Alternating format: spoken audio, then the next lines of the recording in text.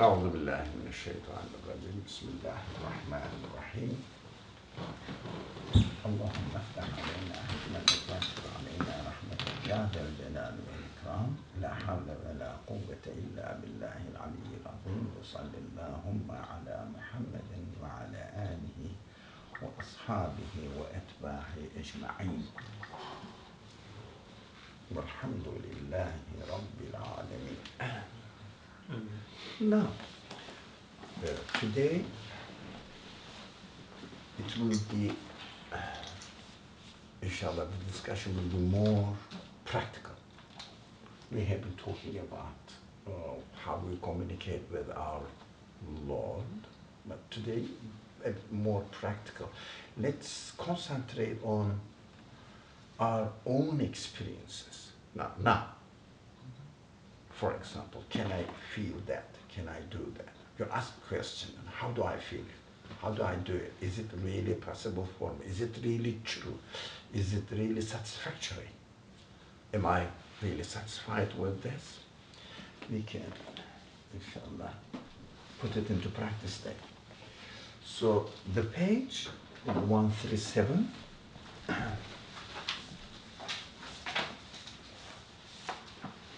So we studied up to the paragraph, the last paragraph in the page.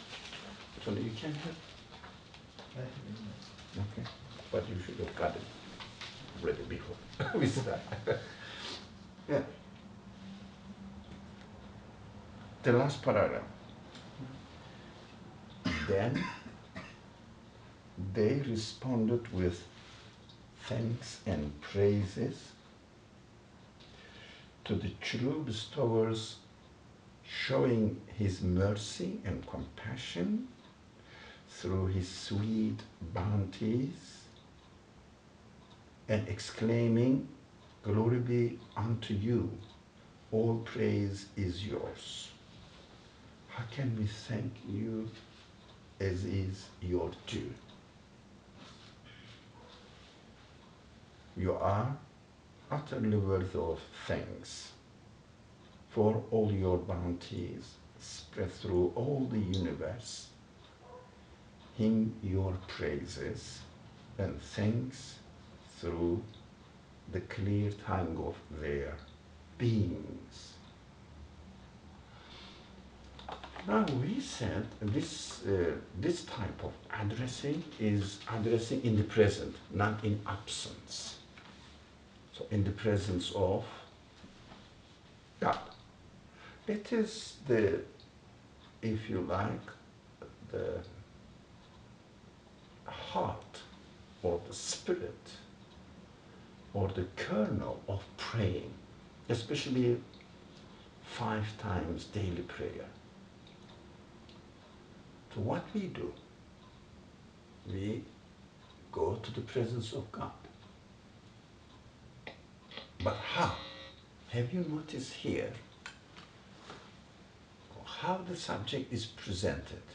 Now I am turning to God, speaking to Him, responding to Him.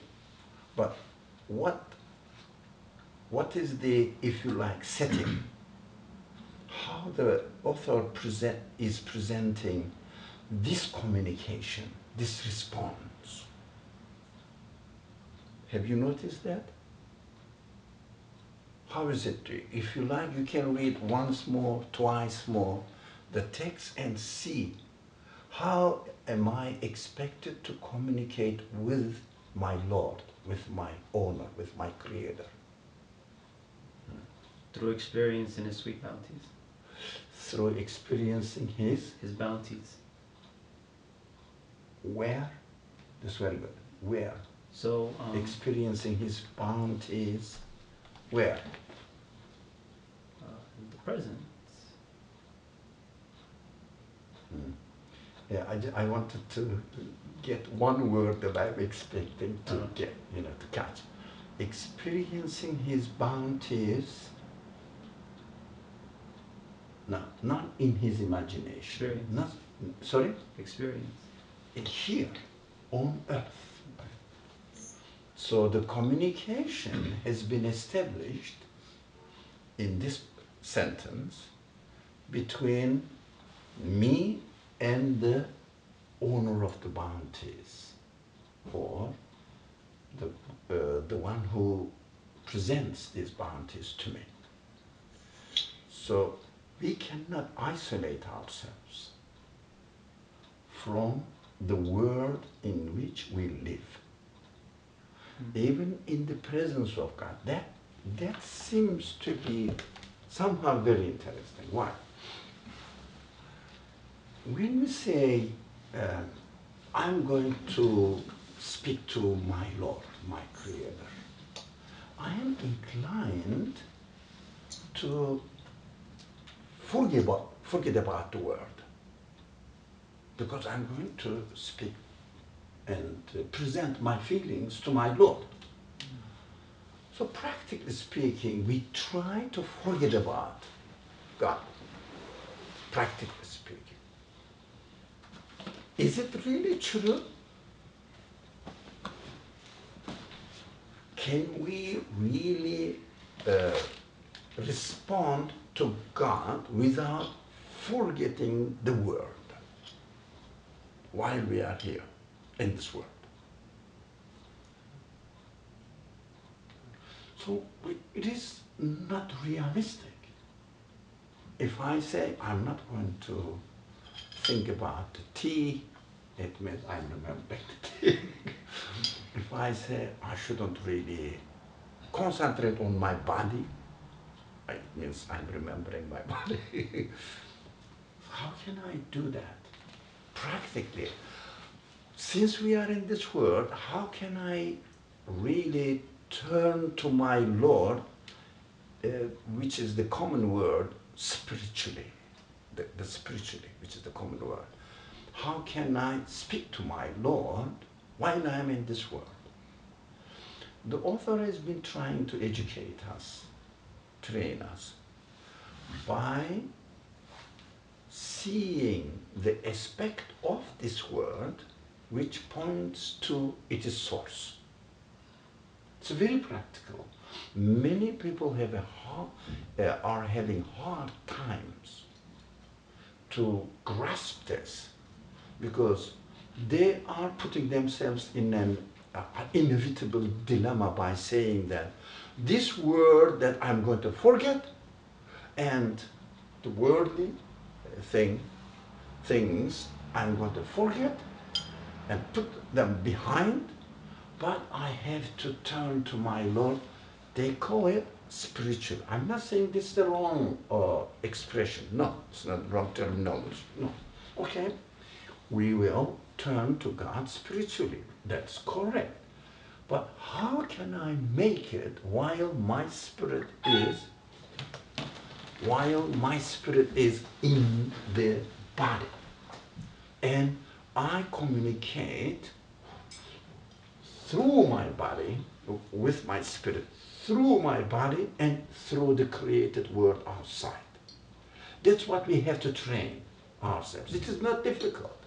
Just we have to be sure of the methodology that we are going to follow.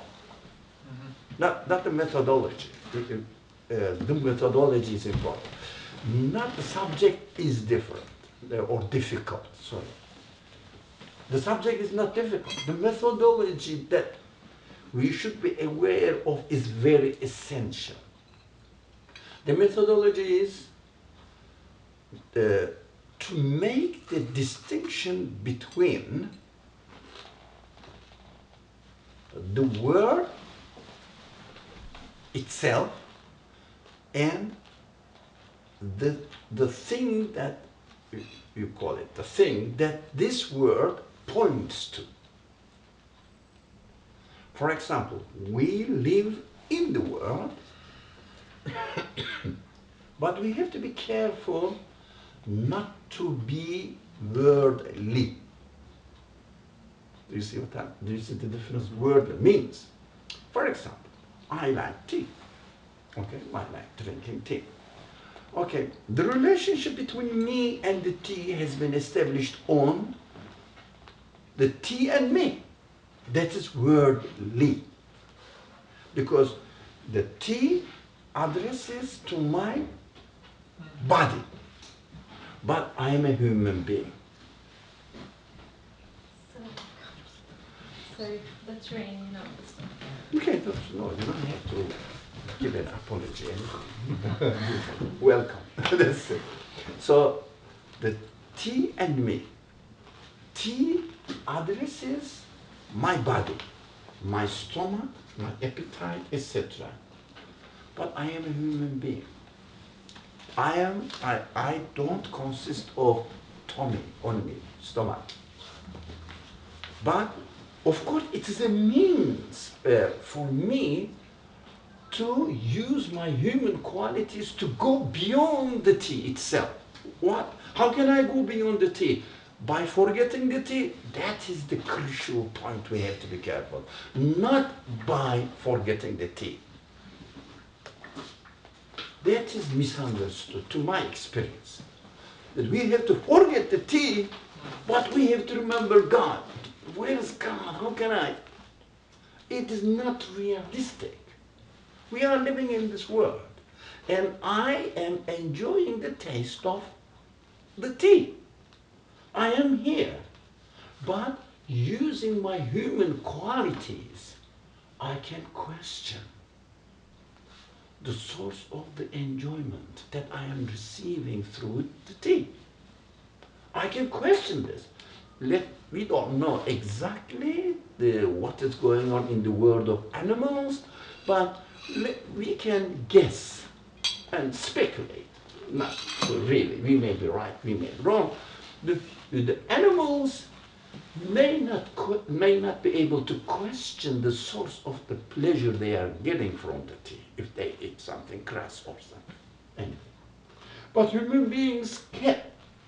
Let's not be judgmental about the animals, but let's understand ourselves. Yeah. That's my experience here in this world. They're very practical, very, very simple, very basic to my understanding. Either I am making it so, presenting it in a very simplistic way, or it's really simple that I cannot really grasp it because of my previous, if you like, prejudiced ideas. It means if you want to be otherworldly, if you want to be with God, you have to forget about the world. This world is transient. It sounds somehow very attractive. It's very good. But is it really possible? What is the purpose in the existence of this world? Why am I put in this world, and why am I expected to communicate with my Lord while I am in this world? So I am not encouraged to kill myself in order to be with my Lord. So I am encouraged to keep my spirit within my body, protect my life, not to die. That's what I am. My feelings tell me I don't want to die. And also speech of God tells me don't kill yourself. Okay? I am here. That the speech of God and my feelings confirm each other. That's perfect. I'm happy with it. So, since I'm going to be here, how can I communicate with my Lord? How can I present my worship to Him? It's very simple. You can use the word as a means of realizing the source of the qualities that we are experiencing in this world and attributing the qualities of the things to their source and starting communicating with the source while I'm drinking the tea or even whatever. Yeah? Or enjoying this life. Because if you don't enjoy this life, you wouldn't know that the source is really presenting something to you good and it is pleasurable. Brother, Alaikum. Mind. Ara? Someone please mute your mic because I don't think we Yeah. can hear. Unless you're speaking, please. Yeah.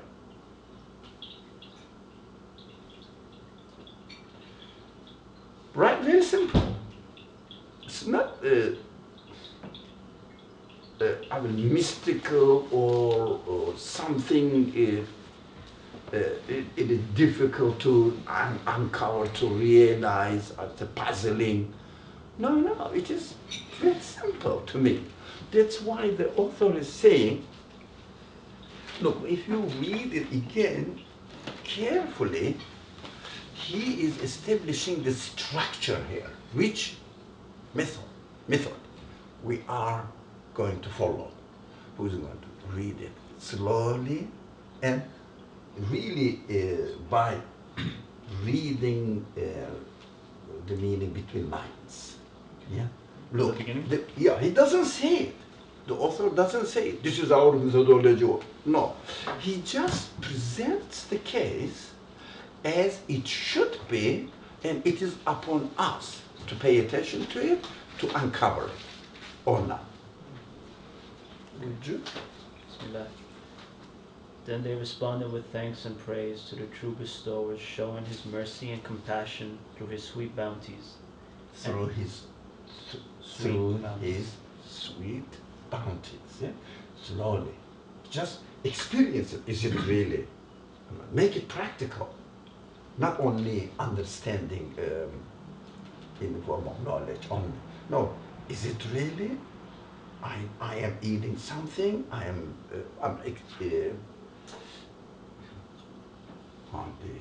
I am really enjoying life. What's going on through the bounties? I am receiving something. Okay. And exclaimed, Glory be unto you, all praise is yours. Can you exclaim this?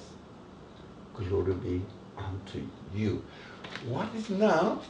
The bounties are between me and my Lord, because I am expected to be in the presence of my Lord while I am performing my prescribed prayers or any kind of worshipful action.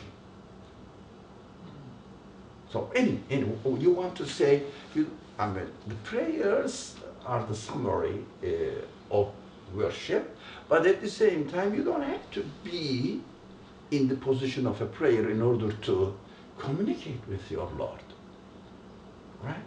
So when I am living in this world, am I really experiencing the grace? How can we thank you as is your due? So all praise is yours. Can we say all praise is yours? How can we say all praise is yours? How can we say glory be unto you? By experiencing the qualities that I'm receiving, and the source of these qualities,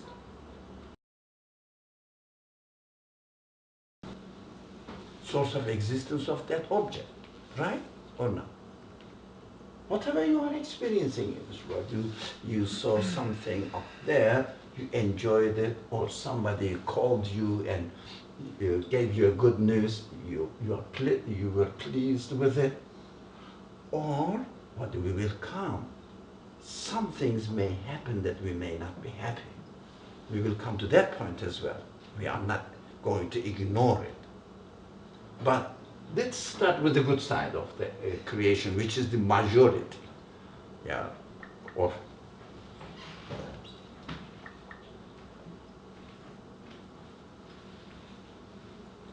Alaykum salam. Yeah. I agree with everything, but what came to my mind about the tea, let's suppose that there's a chemical in the tea and the person has a kidney disease. So the chemical is bad for the person. How could I still praise God even though I cannot taste the tea?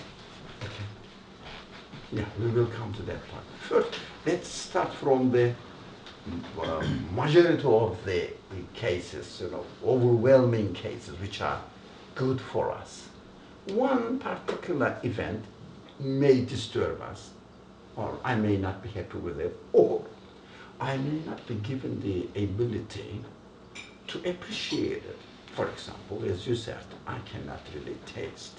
But I still remember how good it is. So, I think that's the cause of suffering for so many people. So from our side, there are, let's say, maybe it's time to deal with this aspect of it. We have to say, look, our position in this world is not perfect as far as our qualities are concerned. Right? What does it mean? For example, I am a created being. Through my createdness, I realize what? I am made. I am made. So through my being made, what do I realize?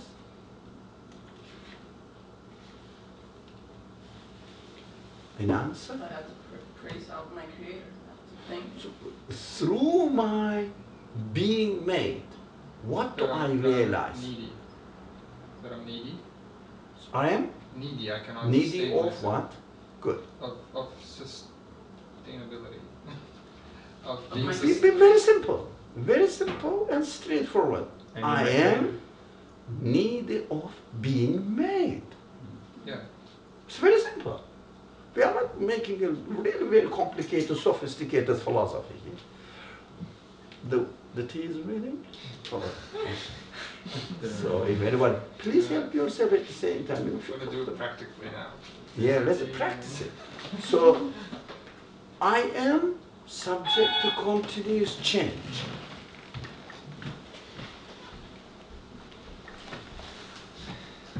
I am subject to continuous change. Through being subject to change, what am I experiencing?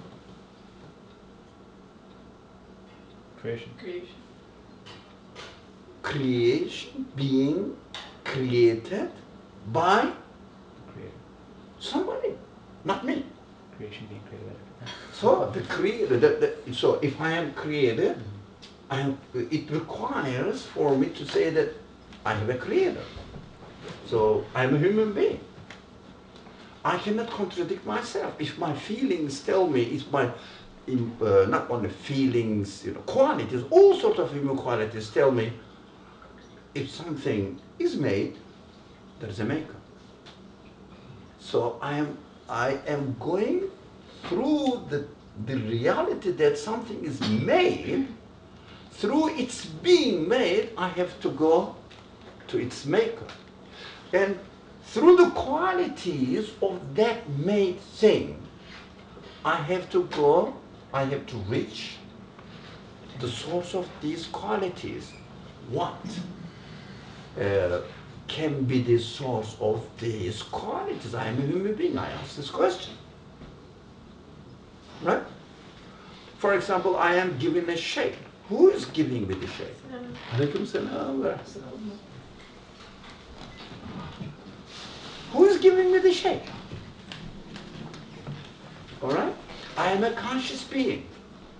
Who is giving me the consciousness? This consciousness. What can be the source of my consciousness?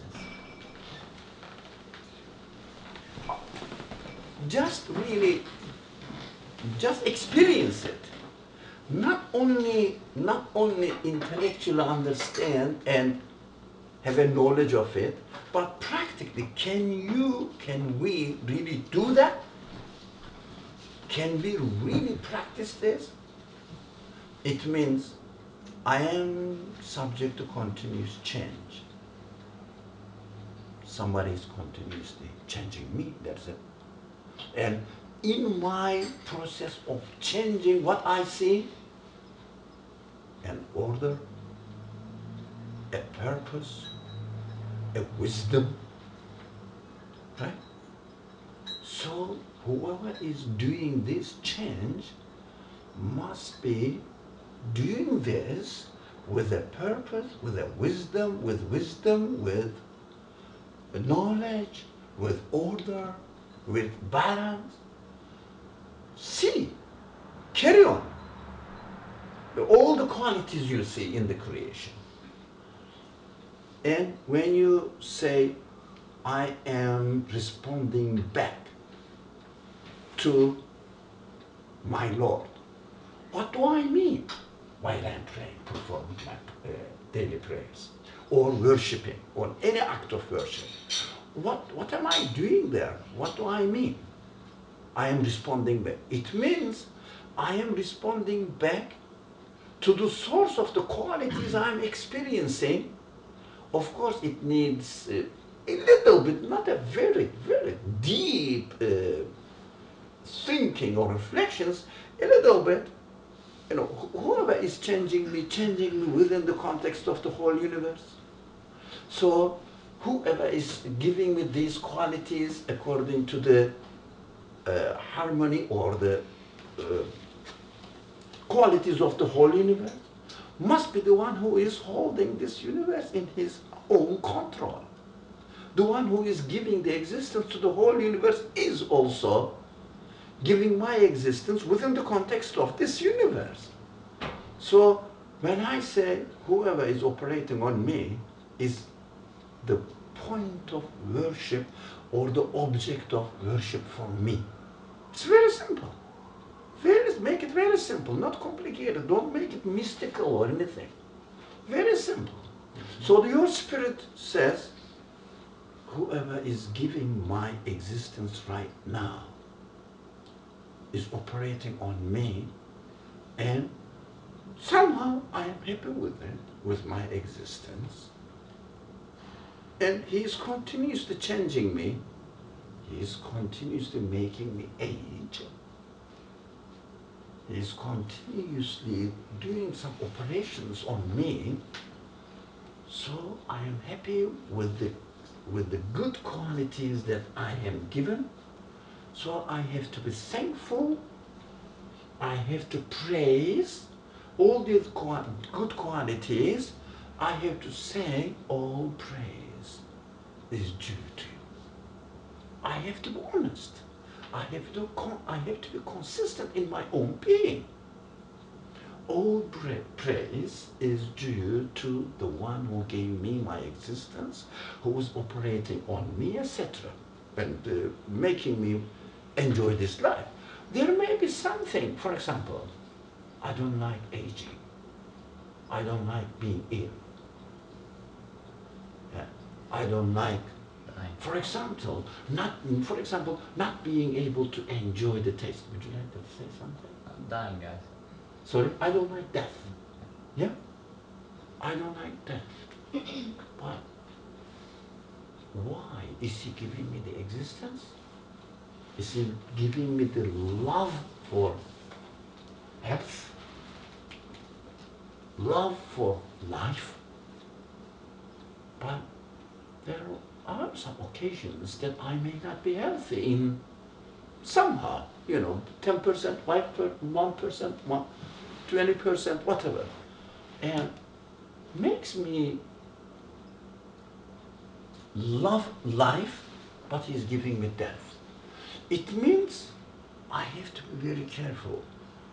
He is communicating with me through creating all sorts of things according to me, can be mostly good, but partially bad, according to me.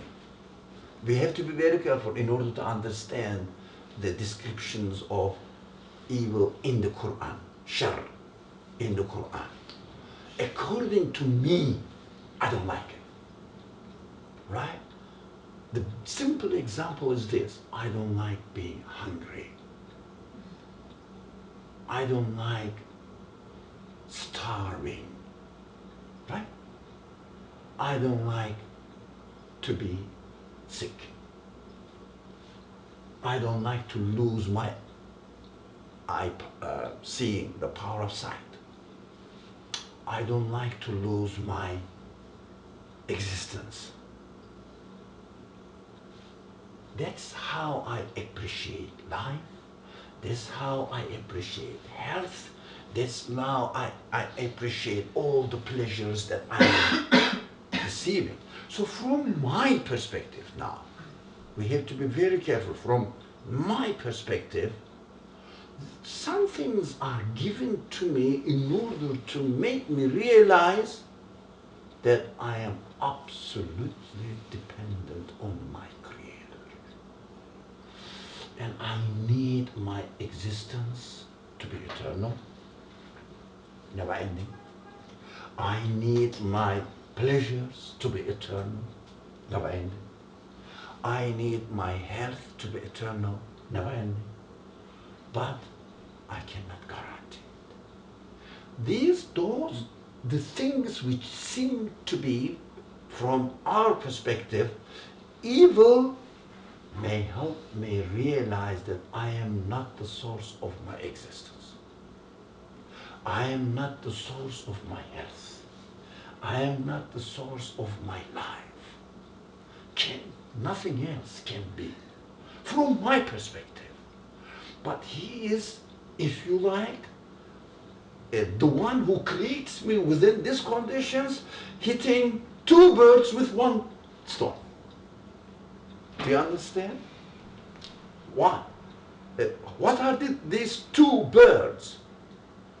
Showing me, practically demonstrating me that He is the source of all good, and at the same time telling me that it is not me who, or anything in this world, can be the source of all the qualities given to them.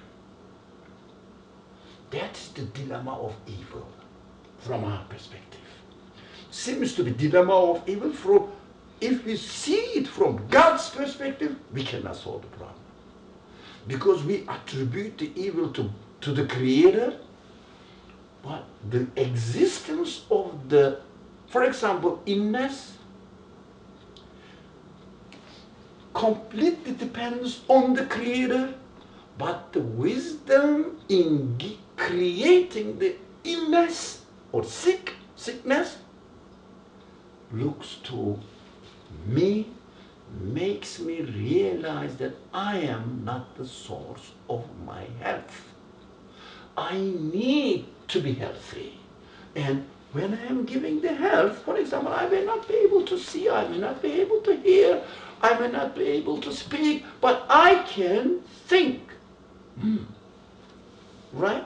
I say, the one who is making me think is the source of this bounty. So I need His act of creation to be able to see. I need His act of creation to be able to appreciate the beauty and sweetness of life and being healthy. I am now doing what being in the position to realize what my reality is. I am needy. He is the source of all beauty. So He's teaching me that I am needy. Can you imagine that I exist and forever in this world, and I don't need any other source to explain my existence, because I exist by myself. First, this is not true. I don't exist by myself. Second, I cannot really make my existence permanent or eternal by myself. I am needy. So the existence is taken away from me gradually, step by step, in order to let me realize that I am always in need of the source of the existence of everything I want. I am always needy, with no exception. I am healthy, I am needy, I need to be healthy. I am ill, I need to be healthy. Both equally true. Who is going to create the health? Can I do that? Or can anything else in the universe do that? I realize, oh, my reality is always there. I am absolutely in need of everything. Health or illness, whatever, everything. And the source of existence of everything in this world, health and illness, everything, is the only creator, but he creates it in a way that I can learn my reality. That's why we can summarize the teachings of the Quran with this expression, La ilaha illallah. In order to be able to say La ilaha, I have to experience that. In order to be able to say La ilaha, I have to be given the opportunity to realize that I cannot take the existence of anything for granted. It is given. I know my position. So we welcome those things that we don't like. Say, I love them. They make me understand. They help me understand my reality. Thank you, the Creator, who is guiding me to realize who I am. That's why we have to say, I don't want to die, but it is only possible if He, the one who creates everything, gives me life. I can be alive. That is the way to acknowledge the source of my all source of existence. That's what we have to solve this problem. The evil is in the side of our perspective, not in the side of God's the creatorship. So people confuse. God creates illness. Who created illness? God, I'm sure. He created illness. Is his act of creating illness evil? No, he's teaching my reality, guiding me. How about me? From my perspective, I have to go back to my Creator and say that you are the source of health, you are the creator of health, and I am turning back to you now. Please give me health. I realize that I cannot be the source of health at all. Nothing else can be. Oh, that is the way which leads me to say, glory be to God, the creator of the universe. So we conclude there, illallah. Through everything, through good, through evil, from ourselves, whatever. That's what the Quran says. You have to seek refuge from the evil of what I create to me. Right? Do you remember this verse? قُلْ أَعُوذُ بِرَبِّ الْفَلَقِ مِنْ شَرِّ مَا خَلَقَ. It's a beautiful, if you like, composition of this matter. We can really study the verse carefully and understand what God is teaching me there. We can. Just don't be prejudiced. Don't jump to the conclusion by saying, I don't like this, why God is giving to me? That's very simplistic way of analyzing the existence. Existence is so perfect. Yeah. Okay, so why do we have to learn that way when God is obviously able to give us happiness without showing us unhappiness, as in heaven, or how Adam was before he was sent to earth? Or should I not even question No, you his should. intentions? If there is a question, never neglect it. Put Okay. it up, put it forward. No, we have to question everything. Whatever comes to our mind is meant to be by our Creator. Right? So we cannot really neglect it. We cannot really ignore it. If the question comes to you, be brave to face the question, to encounter the question. And you will be given the answer. But go, if you like, go over the question, say that there must be something from my Creator who gave me the ability to ask the question. So I have to dig into it and find out the reality there. But don't jump to the conclusion by using your previous prejudices. Don't, of course, in this matter, we should be extremely careful. The creation of something is then completely different from my liking or disliking of that particular thing. So, from the creation side, yes, God says, seek refuge into me from the evil, open the parenthesis now, that you are suffering. You are suffering. Close the parenthesis, that I have created. It means suffering is not an appropriate word. It's hurting to you. You don't want it, right? When you realize that at first it may appear to be a suffering, but when you realize the wisdom in the existence of that particular event, you will say that, it's not suffering, it's really full of wisdom.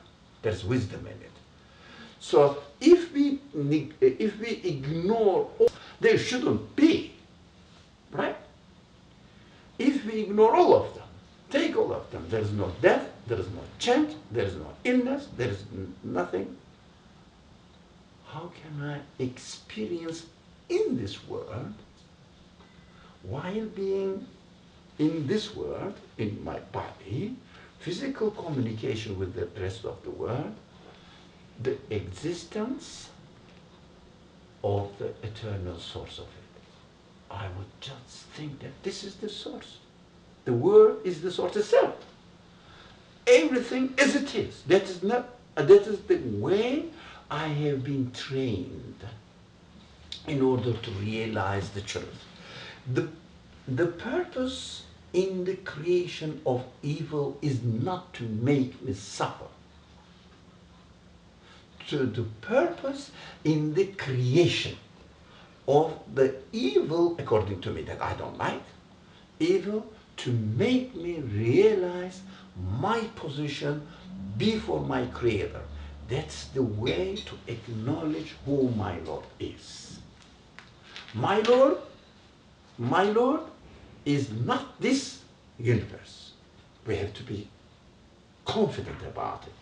Because the universe itself cannot be the source of the existence of anything. Study. Do you understand the importance of this sentence? The universe itself cannot be the existence of anything in this world. So I have to go beyond that. If the universe itself was created perfect, my reality as I am, I should take myself as I am. I cannot imagine if I was something else. No. Okay? I am looking at this universe. You have to fix one leg of the, if you like, reflection or thinking. As I am. Okay? This is as I am. Okay. So there's no point in asking there's no point in asking, why do I have to learn that way? Why do I have to suffer? What did I do to be like? I'm just created and I didn't do anything wrong before. Why do I have to learn this hard way? Like, there's no Is it point a in hard asking way? these questions. Is it the hard way? Like for No. some people it is. Like, No. Is it the hard way? Look at this. We are here as I am like this. Okay? I am communicating with the surrounding world, with my environment. Right? And through my communications with the things around me, as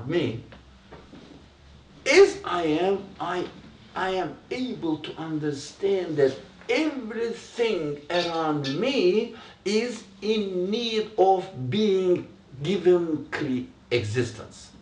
It means everything around me is in need of being created, brought into existence by somebody else, not by themselves.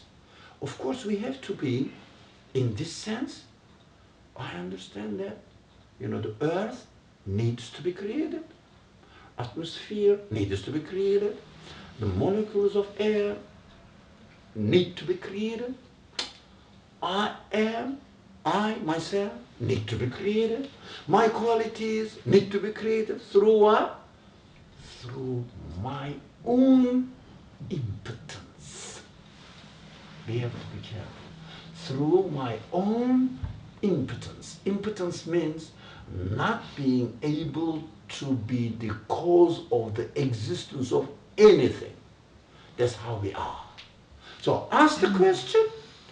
The answer is, as you are, Tariq, communicate with the universe, you will understand that the one who created you with this capacity, as you are, and put you in communication with the rest of the world, and that you will realize that that is the only way. That's the only way I can realize who my source of existence is, what my source of existence is. Is it a hardship? As if, you go to school, you learn something. If there was no ignorance, you wouldn't learn. If you didn't know something, how would you learn? Because you already know everything. So your reality is this. You are not the source of your existence. How can you understand?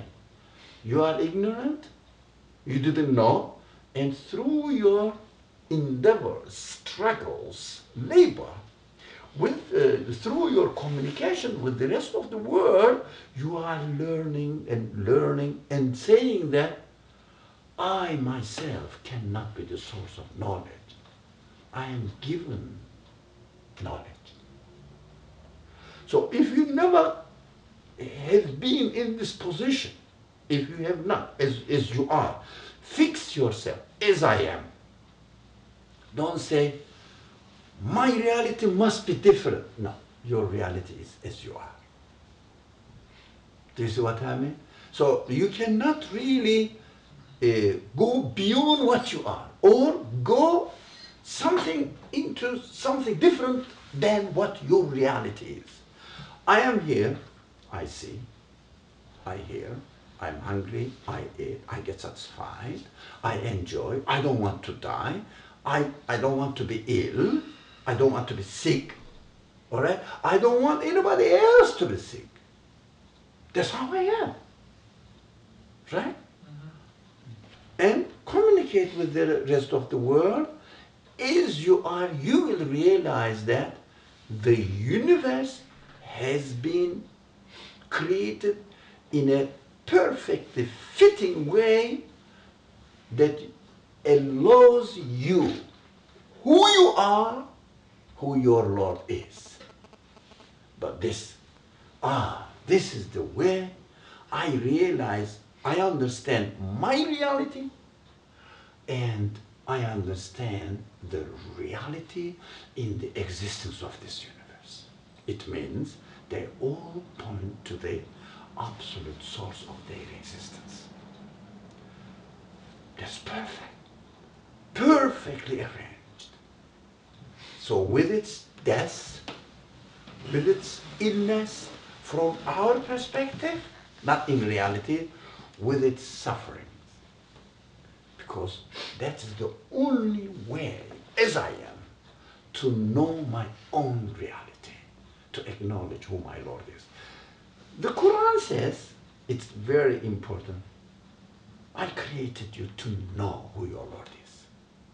That's the only way to know who my Lord is. Otherwise, I cannot imagine another world as I am. So I want not to be needy, and at the same time, I want who my Lord is. Impossible as you are. Impossible as we are. Whoever gave my existence gave me the opportunity to experience this. Who my Lord is. That's why, rather than running away from the question, concentrate on yourself, your own being, that as I am, what am I expected to do? Who my Lord is, who my source of, who the source of my existence is. That's what we have to ask. So, who or what the source of the existence of my human qualities is? That's the essential question. We have to be very careful. It's not difficult, but it became difficult as a result of our previous confusions. Jumping from my perspective into God's perspective. Mixing up the creation and the purpose in creation. Right? For example, the teacher asks you the question, can you tell the teacher saying that, don't you know the answer? Why do you ask me? Why do you ask me? Teacher wants to teach you. Teacher wants you to learn and get rid of your ignorance and make progress. Right? Why do we pay a lot of money on it to spend our time, many, many years, by going to the institutions of education and learn? We want to. That's how we are. That we have to learn not only this information, the superficial information, we have to learn the reason of our existence. The main point that we have to concentrate on, why do I exist? When you ask this question, you get the answer from the way you are given existence. And the answer is within the question. If you say, why do I exist? Answer is in your existence. Right? It is, people make it very sophisticated and complicated to me. So why don't we accept the way that we are, the reality of our own being? We can. We can. Just look at yourself. Can you say that, if my mind was working in another way, so how could I see the things? Your mind is not working in another way. Your reality is, your mind is working as it is now.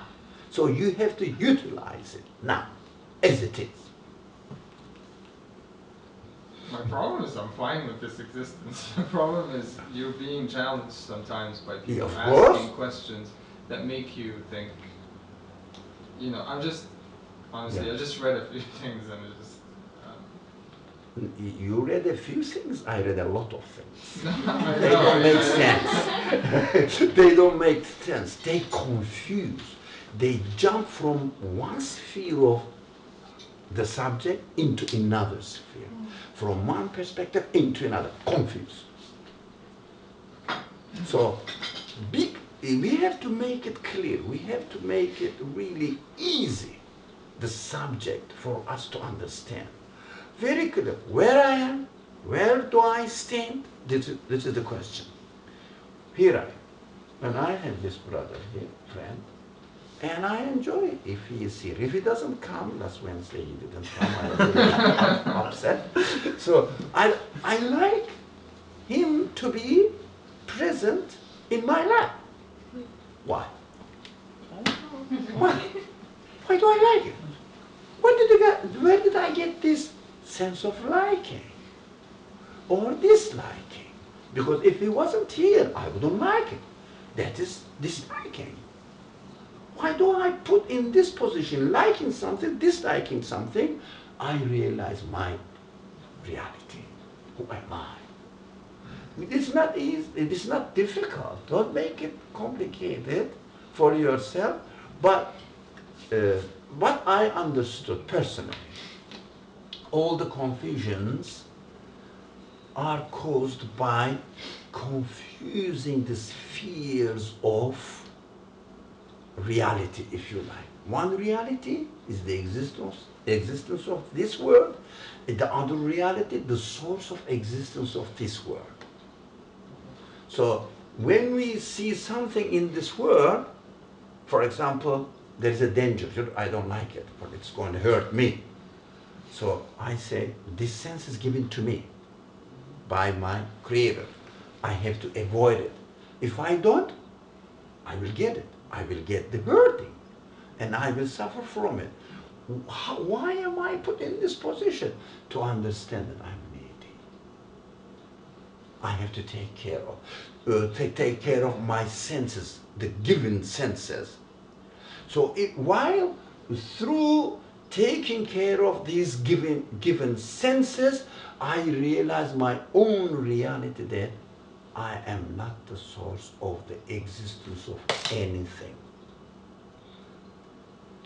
I am just using what already exists out there. So shall we go back to the worship? But we can have a small break and tea, or there are beautiful things. You can open Tarek? Yes. Or who wants? yeah. Anyone? So- So if you dislike something, the problem rises from this point. The problem rises this point. I don't like something to happen. I say, I don't like to hurt anybody, anything. I don't like. And then this is a very wrong conclusion, statement. I don't like it. So why is it wrong? Why is it wrong? For example, we were talking about why the genocides, for example, happen. I said, don't go there. Even if there is a small insect here, and you hurt it, you kill, or you, damage his life, so you don't like it.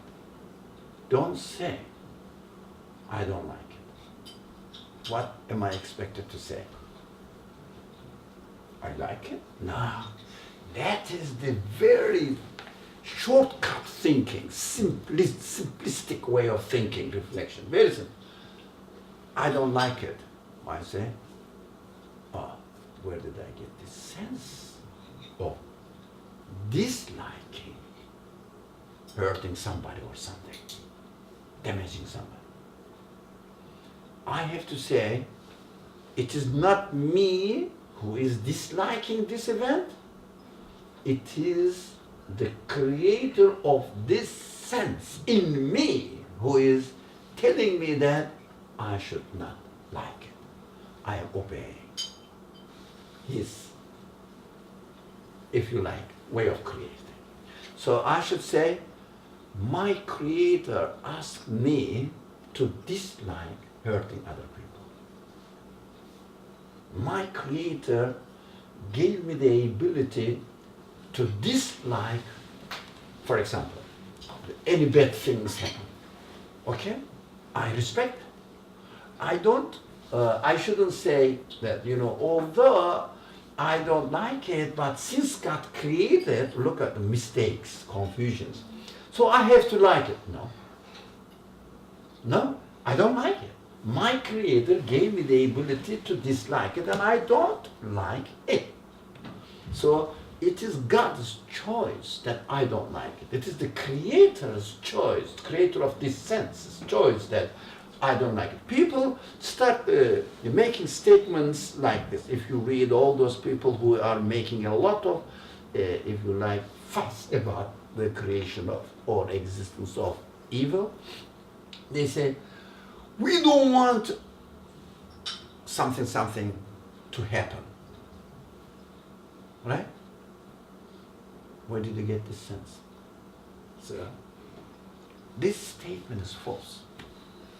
It's not you who dislike it. It is your Creator who gave you the sense of disliking this event. Through that you are learning. It shouldn't happen. So you shouldn't choose it first. You should reject it. You should stand against it. That's what all these senses are all given to us. Then you learn that this is something bad. So at the same time, as we said, God hits two birds with one stone. At the same time, we learn that we are needy of not hurting the perfection, etc. And nothing is the source of perfection in this world. Nothing is the source of perfection in this world. Nothing. Because everything is in need of being given existence. Whatever the qualities we see in the things are all given qualities. Because nothing can be the source of its own existence, can be the source of the existence of its qualities. So, for example, no one can say that I created my eyes. No one can say that I created myself. I gave existence to myself. None of the cells can say that I made myself. None of the particles of the cells can say that we made ourselves. Look at it. Look at it. Who gave the existence to that quality that you are observing on the particle? Is it the source of existence of its own quality or not? You have to think. If you can say that it is the source of its own existence, okay, I say bye-bye. That's your way. I cannot say. I cannot say. I cannot say that I am the source of my own existence. The earth is the source of its own existence. The sun is the source of its own existence. My capacity, which is given to me, whether I believe in God, the Creator or not, my capacity cannot approve it. So I cannot contradict myself. I think we have to keep telling this to ourselves. Belief means believing in God, believing in the Creator, or any other form of expressing one's, belief.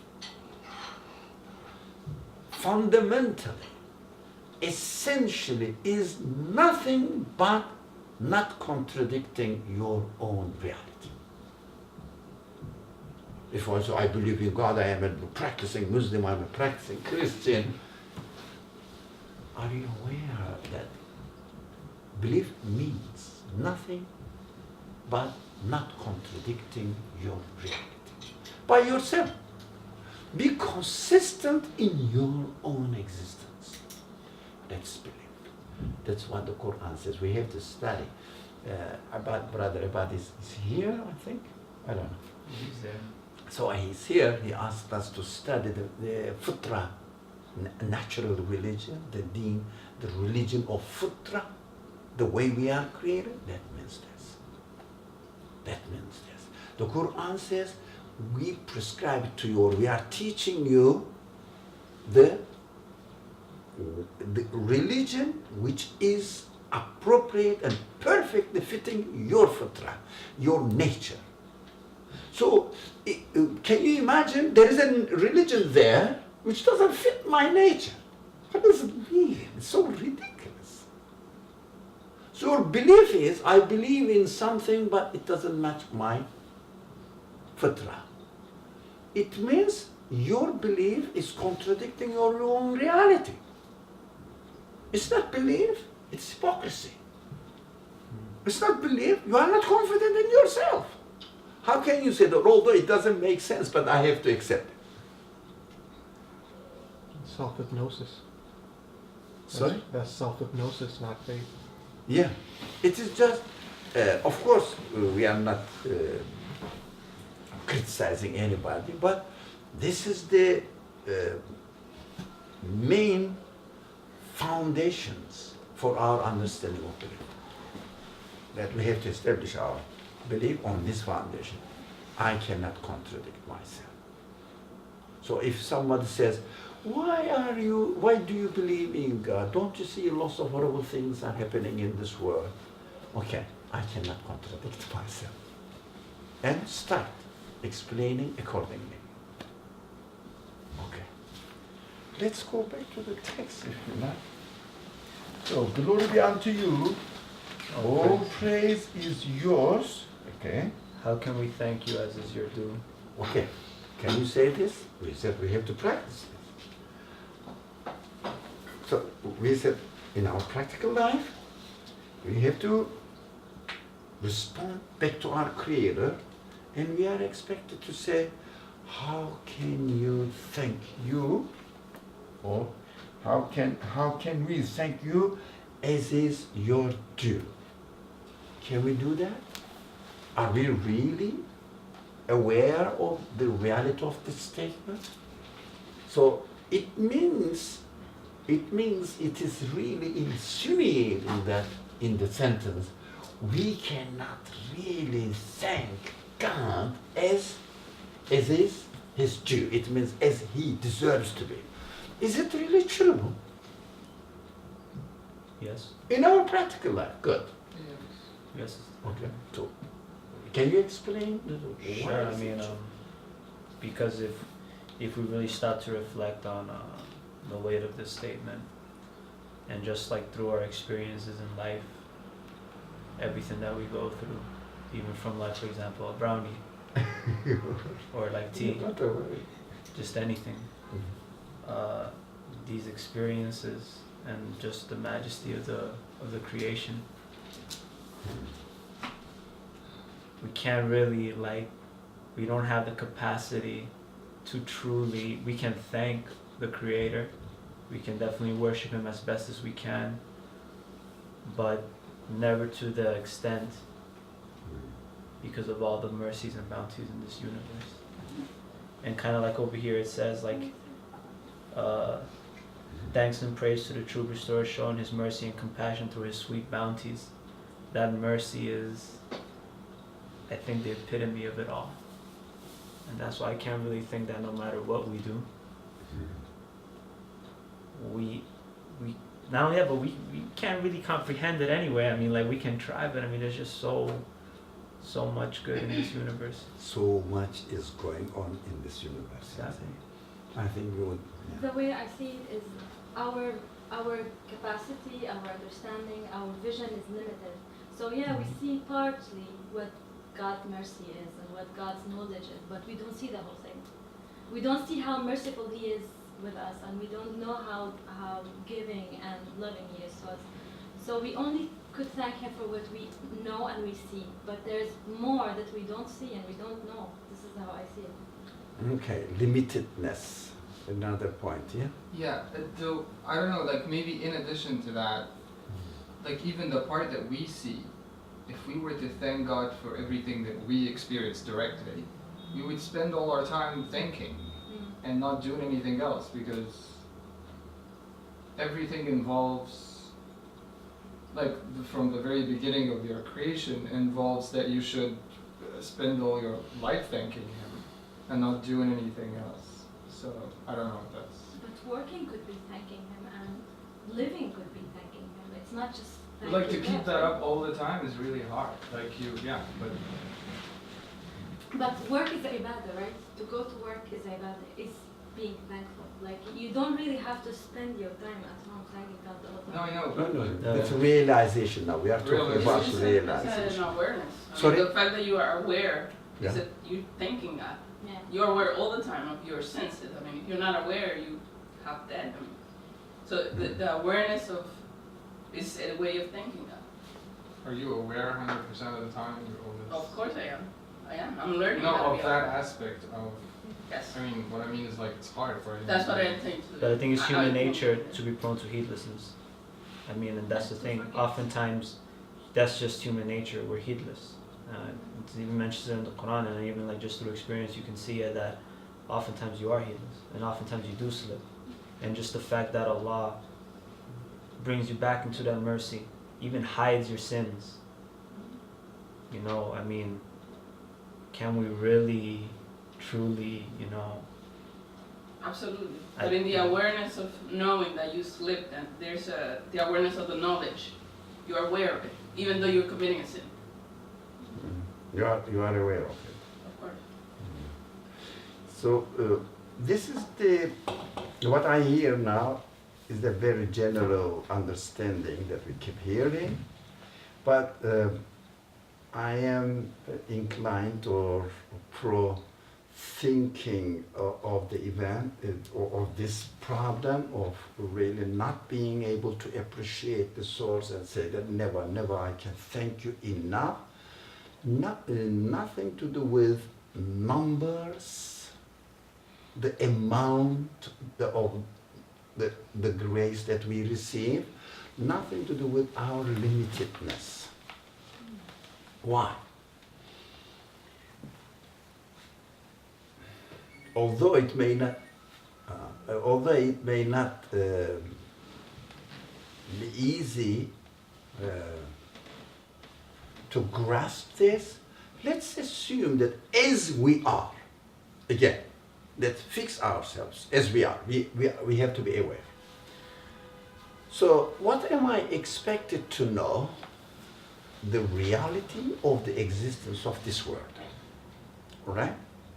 Do I have to have the huge universe altogether, the endless graces that we receive? Can we not, as we are, understand or discover the source of existence of even one fruit? Let's say one orange. What is the source of the existence of this orange?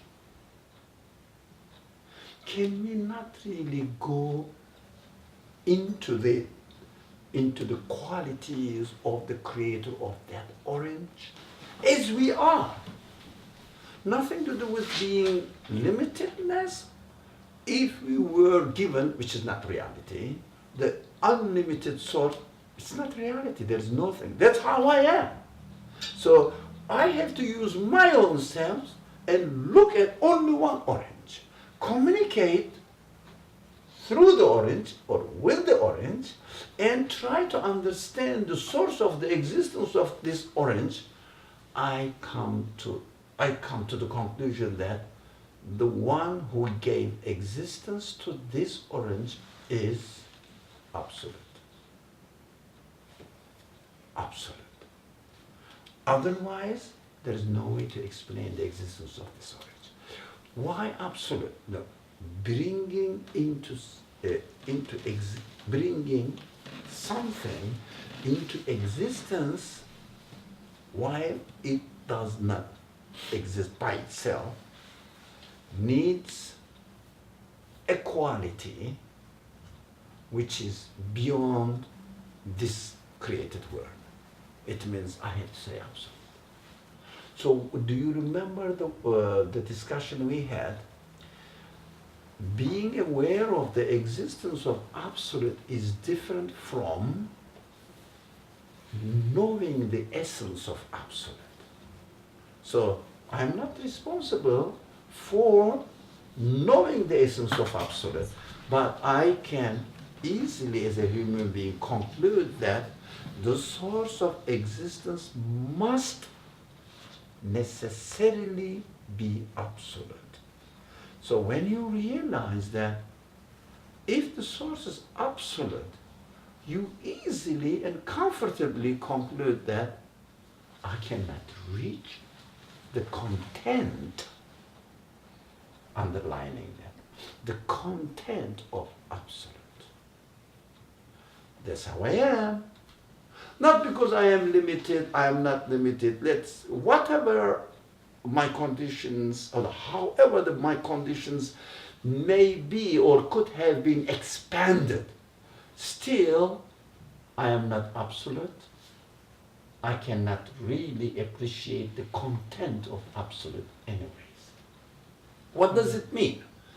This is a very famous phrase used by Muslim scholars or in the Muslim community. We cannot appreciate you as it is due to your glory. We cannot thank you as is your due. Why do they say this? That's very simple. Because of the source of existence is absolute.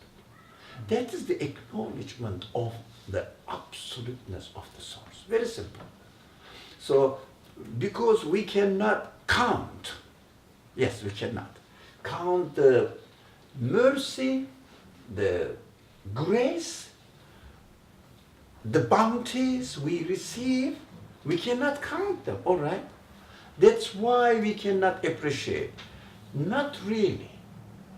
We cannot really thank as it is due to the source of the grace, source of grace. Not really, because the source is absolute. That's why we have to be aware that whatever I see, for example, I saw an ant moving here, walking. Not necessarily to the whole body of the ant.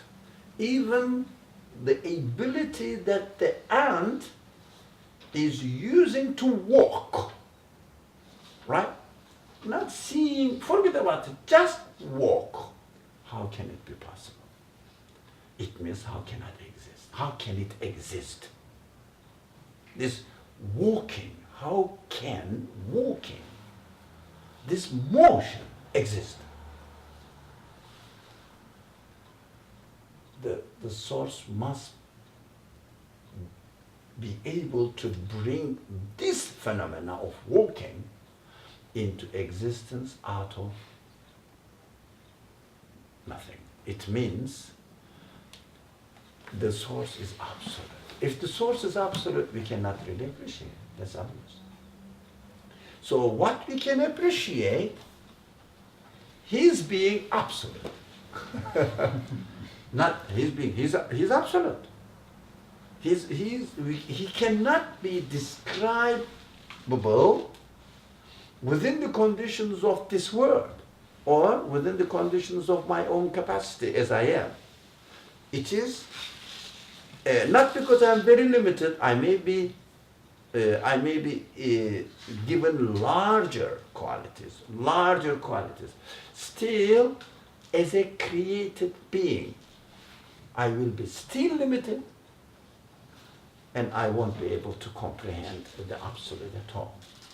So from the beginning, I have to say that because the source is absolute, I cannot really appreciate it as it deserves to be appreciated.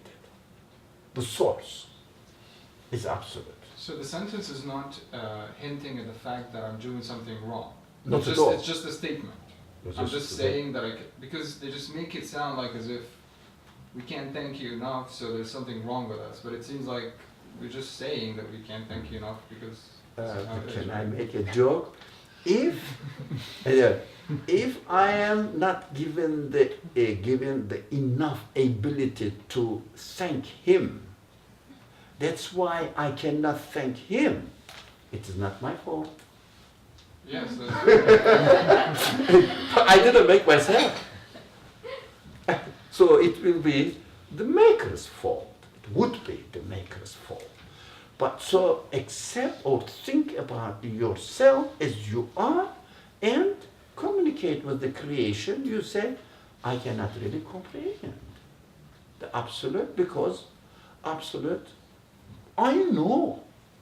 I am given the ability to understand that absolute is incomprehensible. That's my reality.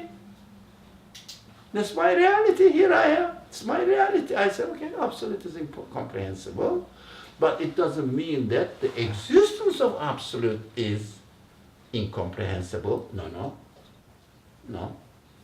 That's why we have free will. So, Like it brings me back to free will and the fact Yeah. that we have free will. so whether I will choose this way or deny, or really contradict my reality, saying that there is no absolute because I cannot comprehend. That's a choice. But be consistent within yourself. So, you are you a Muslim? Are you Muslim? I don't know. A Muslim. Are you Muslim? Yes, I am Muslim. I submit to the truth. That's it. Very simple. I submit to the truth. How? I cannot contradict myself. That's it. If you deal with religion or belief matter apart from your own reality, that's called the fallacy of dualism. Oh God, no. Apart from your reality, there is no religion. Because it's false. There is one truth, one reality. Everything in this world points to that reality, and I have to acknowledge it if I want to be honest with myself. If I don't, it is my choice that I'm making a mistake and contradicting myself. So we have to think that the religion or the belief or conclusions, belief means really your conclusions cannot contradict myself. So these words or rhetoric then, we don't understand, blah, blah. So the wisdom of God, well, these are all really, we have to acknowledge our reality and say that because of this, I don't understand. Because of this, I cannot really thank God as He deserves to be, as is His due. Why? That's my reality. Yeah, as you said, there's no reason for us to feel guilty of not being enough thankful. But when we use our free will, if I choose to neglect the reality, that's my choice. That is different. That is different. To neglect the reality, it means I am receiving bounty and grace, and I am not really thinking about the source of this grace that I received.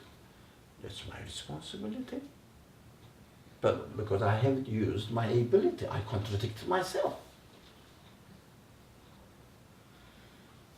Yeah, not as far as the creation is concerned, everything is perfect. As far as the creation is concerned, everything is perfect. Let's finish the paragraph. Inshallah. Yeah, Dr. Ali, I want to talk more about like the worship that you were telling us how to pray and. While we are praying, how are we really How to- communicate? Yes. So when we say Allahu Akbar, God is the greatest. Glory be to God, Subhanallah. When we say Alhamdulillah, all praise is due to God, I have to experience this. No, Not by disconnecting myself from the world, but rather by thinking about No, by not disconnecting myself from the world, by connecting myself to the source of existence of this world. Did you get it? Source of existence of this world. So while I am here, standing or living my life as I am, as I exist, I have to say my existence is given to me, the one who gave me my existence, and I'm thankful to him. Alhamdulillah. That means praise is due to God, who gave me this existence. I'm experiencing. While you are praying, don't you exist? While you are praying, don't you breathe? While you are praying, aren't you alive? Right? While you are praying or while you're in that position, whatever you are, you don't have to imagine. Yeah, so I'm thanking him for real things, not for like things that I like Imagine. imagine. Right? Let's carry on now. Can we say this comfortably? How can we thank you as is your due? Comfortably. No, not enough. You know why? We talked about it. Not because we have a lot of things, we cannot really count. All right, but even you could count, still not enough. Even you could count, yes. You are utterly worthy of thanks. Yeah, utterly worthy of thanks. Because everything is from him, with no exception. With no exception. The creation of everything is from him. He is giving us. For all your bounty spread through all the universe, hymn your praises and thanks to the clear tongues of their beings. So that is reinforcing the methodology here, this sentence. The universe itself hymns, all the universe, everything in the universe hymns his praises. Do we see? Everything. The wind is blowing, the light is coming, the earth is revolving, I don't know, I'm breathing, I see, I can hear, a child is crying, asking for the help, everything. Everything hymns, it means proclaims his praise. It means all the qualities of the things that we read. Let me just jump into a very particular subject. All the things that we study and we read and we learn from this scientific studies, they say, studying the world, studying the things in the world, whatever they are, the biology, psychology, whatever, the physics or maths or chemistry, whatever you study. All the qualities they mention praise his qualities. It means they are announcing, they are shouting.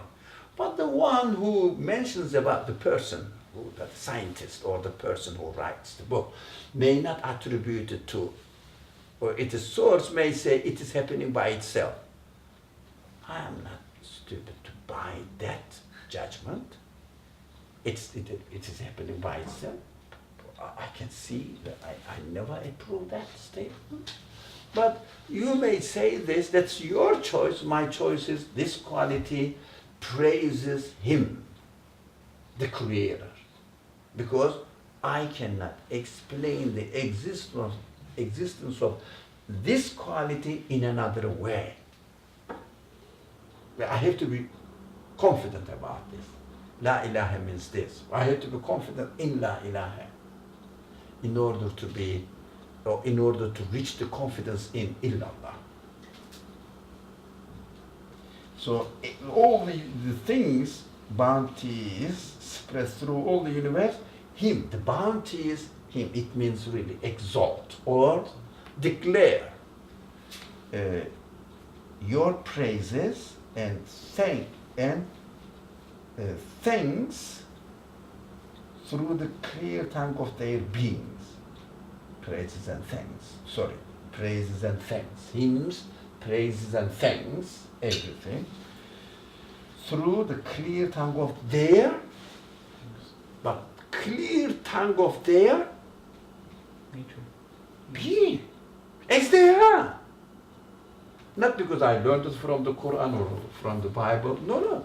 The things themselves are doing this, I'm just joining them. I am just really not contradicting them. I'm just saying that everything is here, announcing your praise, or then thanking you, everything here. I'm just approving it and saying, yes, they are. I'm not adding anything when I worship. Any other quality, adding to the qualities that I see, what I am experiencing in this world. Nothing extra. Just be honest to yourself. So very simple.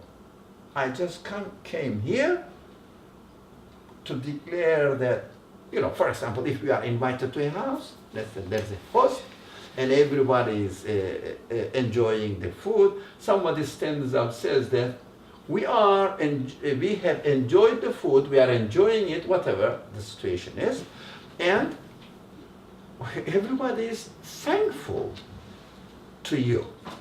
I'm just declaring it in a verbal sense, as I am, because I have been given the ability to speak. So I have to speak.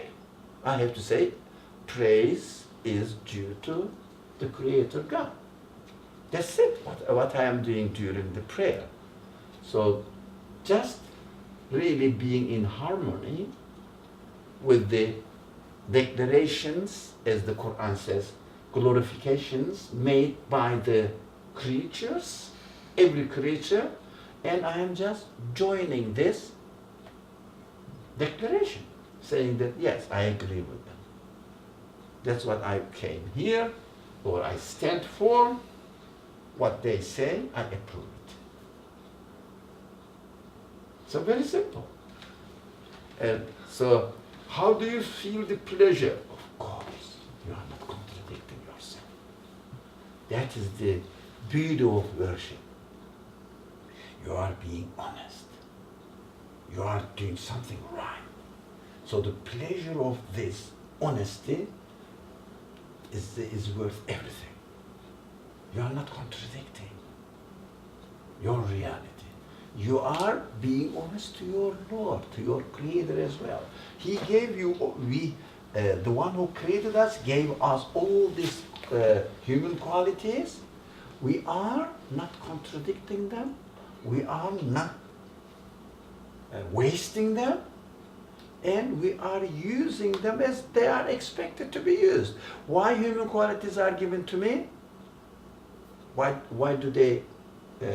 Why are they given to me? In order to know who my Lord is, what I am in this world. It's very simple. So I am fulfilling my duty. It's very simple, isn't it? Yeah. But it's really hard for someone if who doesn't know this perspective of you, right? They should come to our even for us, not for them, even for us. Even if you continue. Because of the disease, to me, it's a kind of disease. Time. To separate religion from the world. It's a kind of the source of all diseases. When you say, for example, when you eat and enjoy your life, it is something different. If someone starts calling azan to prayer, everybody starts becoming serious. Why? It is a reminder, yes, we understand that we are weak people, we neglect our reality. I understand that. But in truth, we should be aware of our reality while we are entertaining ourselves, and at the same time, while we are performing our prayers. But it's a way of concentration. We need to concentrate. That's how we are. That's why the prayer time means just concentration. So as oftentimes happen, like a lot of people hear the adhan, but they don't seem to notice it. then what does that mean? Then none of my business to other people. We have to be aware of it. We are just really discussing or trying to understand, learning what the ideal position is. In practice, we may not have the ideal position always, but that is our aim. You know, towards that ideal position, we have to be always conscious of our reality, how we are, what we are doing. So some people don't. I don't pay attention what the exam is called, but I have to be aware of my own reality. That's the ideal position. So this ideal position is our aim, our target. So we have to look towards it. Yeah, not to neglect it. Okay, I think the time is, time is almost up. Mm-hmm. All your bounties land up in the market of the world. Again, look at this. Look at the emphasis. All the bounties are lined up in the market of the world. Here, we understood that. The author is really not only teaching, but re-establishing the method. Re-establishing the method using various languages. But if we don't pay attention to it, we read this, and let's say if we didn't talk about this, we read the text and we start talking about the previous knowledge we learned. The word is to be forgotten, and religion needs a lot of suffering. So we have to sacrifice a lot from our time, from our money, etc. Separated. But here, everything is directly touched to the world. And be realistic. We are in the world. While we are in the world, we have to be in the presence of the source of the world. But we have to experience. We have to educate ourselves. You don't have to go to other dimension for communicate. Don't make it mystical something. Exactly. Yeah, it's very, Yeah. But that is, if some people want to have a mystical life, what we are doing here, if you like, we are learning how to live in a mystical, spiritual awareness while we are in the world. This is possible. But you were saying that working is also, everything is possible in the world. I can do my duty or responsibility of acknowledgement of the source of this world, that I have to worship him. It means I have to acknowledge him while I am in this world. I don't have to turn my back to the world. Okay. Okay. And scattered over the face of the earth, proclaim your praises and extol you. Again, face of the earth that we are immediately encountering here. Through testifying to your munificence and generosity, all the well-ordered and well-proportioned fruits of your mercy and bounty offer you thanks before the gazes of your creatures. Before the gazes of your creatures. I think the methodologically we understood. Let's stop. Would you like to ask anything or add anything? I have a question, but we don't have to, maybe we can. Does religion include, not religion, this religion, include sacrifice?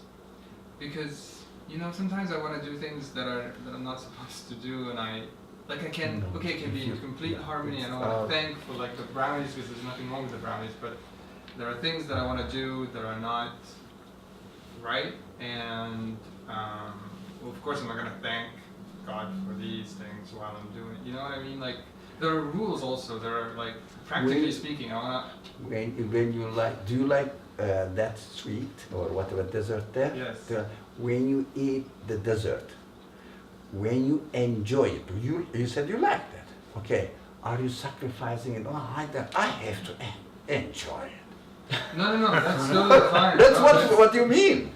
No, I'm talking religion about- means this. You are not sacrificing anything, but your reality. When you are hungry, you eat. What are you sacrificing anything? You enjoy it. Are you sacrificing anything? When you are thankful, you're happy with something. When you say, I am happy, declare it as you feel it. Yeah. Is it an extra labor? No. No, there's no sacrifice. There is no sacrifice. So, if you, for example, you have food in your bowl, let's say in your kitchen, and there is a needy person, okay, next to you, but really needy. You know that he needs food, and you have the food. When you feed this man, this needy person, hungry, and as he enjoys the food, what are you doing there? Think about yourself. Are you sacrificing something, or are you enjoying his enjoyment of the food you gave it? So mother, it's a very typical example. When the mother takes care of the baby and, cleans her, feeds her, is she enjoying it, or is she sacrificing something? For example, if someone had a baby, if I go and ask her, you don't have to wake up at night. You don't have to sacrifice anything. Give the baby to me. What the answer will be? Even the, let's say, so-called, this is disputed, people who don't believe in God, anything, no spirituality, nothing, materialist, absolutely. Do you think will they give the baby to you, or they will try to steal your baby and take it home? What are we sacrificing? So we have to be careful. These are the rhetoric that really plays as an obstacle in our understanding of reality. These are made up words. We have to sacrifice. It sounds beautiful. It sounds exciting. I'm sacrificing, but this guy is not, so I'm better than him. It seems to be when you do some actions, if you feel that you are doing this action in a sacrificial way, I don't know if it is a worship or not. It is just tradition. It means there is a misunderstanding behind it. It means a misconceptualization of the situation there. Because it is not really aware of what it really means. If you feel, for example, while fasting, if you're sacrificing, if you feel that you are sacrificing something, then something is wrong. I wouldn't say you'd better not fast, but something is going on wrong there. You have to correct it. We have to correct it. There are many practical aspects of this matter, because our minds, or our understanding, not minds, excuse me, our cultural background has lots of contradictory baggages. We need to clean up. It's not easy, they say learning is easier than unlearning, or other way around. Unlearning is more difficult than learning. Bismillahirrahmanirrahim. Subhanaka la ilma lana illa ma 'allamtana innaka antal alimul hakim. Wa akhiru da'wahum alhamdulillahi rabbil alamin. Okay, anybody from the Skype? Any question or comments?